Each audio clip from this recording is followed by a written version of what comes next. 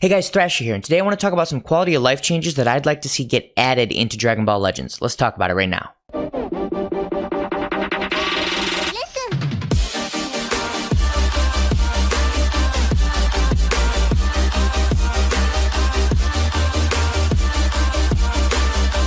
Okay, so the first change that I want to talk about is auto-accepting daily missions or auto-accepting missions in general. So let's go to menu, and then we will go to mission right here, and then what you're going to see here is my daily missions are done. So they're completely gone, but some people, they get busy for whatever reason, they've completed all of their daily missions, and they still have to hit the accept button so they can get their rewards, but they get busy, they can't play for the rest of the day, and they don't come back until after midnight when the missions have reset.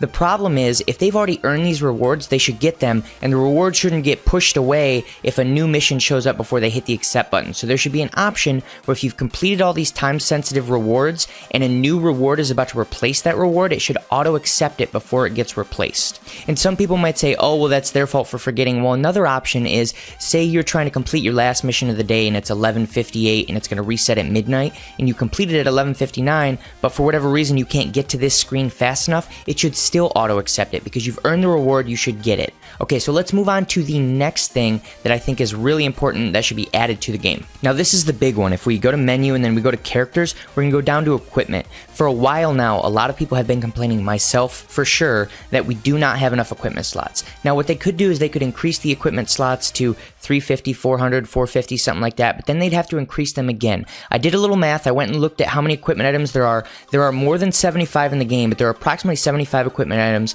that you can actually farm right now. Now, you can put 6 of the same equipment item on a single team, meaning that you should get 6 of each equipment item to give you the option to use any specific equipment on any specific character on a team.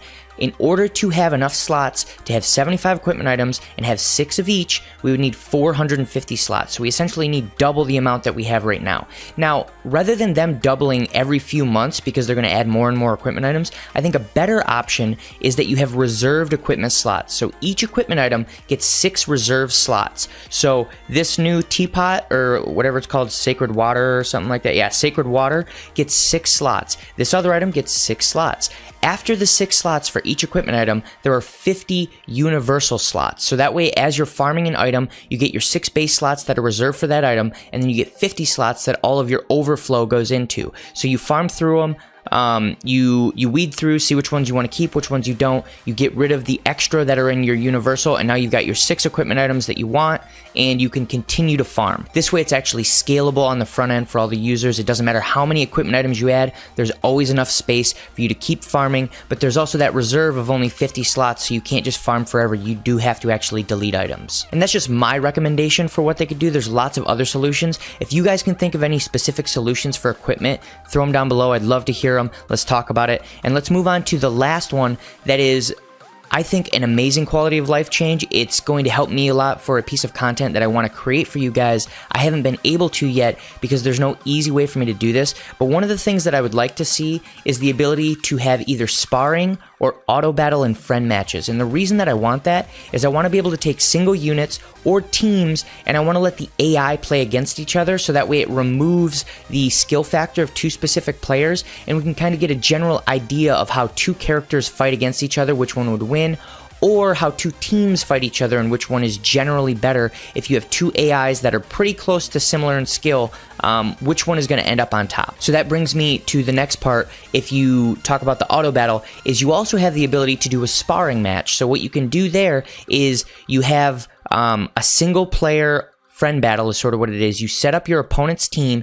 They are auto battling. They're essentially just an AI, but this way you can practice against very specific teams that for whatever reason you have trouble against. Maybe some character has some specific skill you're having an issue with, and then you fight that team over and over again until you feel comfortable with it, and you can go into rated matches. Or you can just do rated matches, but the problem with that is you don't always see that specific character that you care about.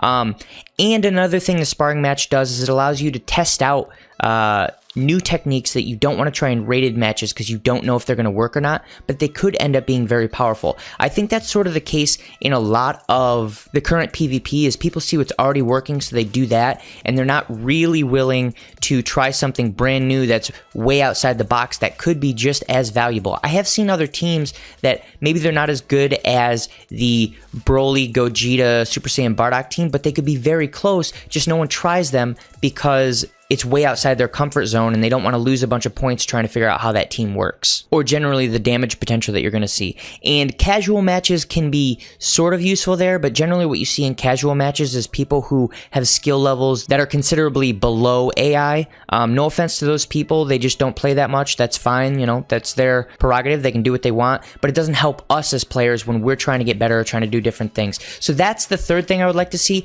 If you guys have any other quality of life changes that you want to see, throw them down below and we'll talk about those too. And if you like this content, make sure to like and subscribe, and I'll see you in the next video.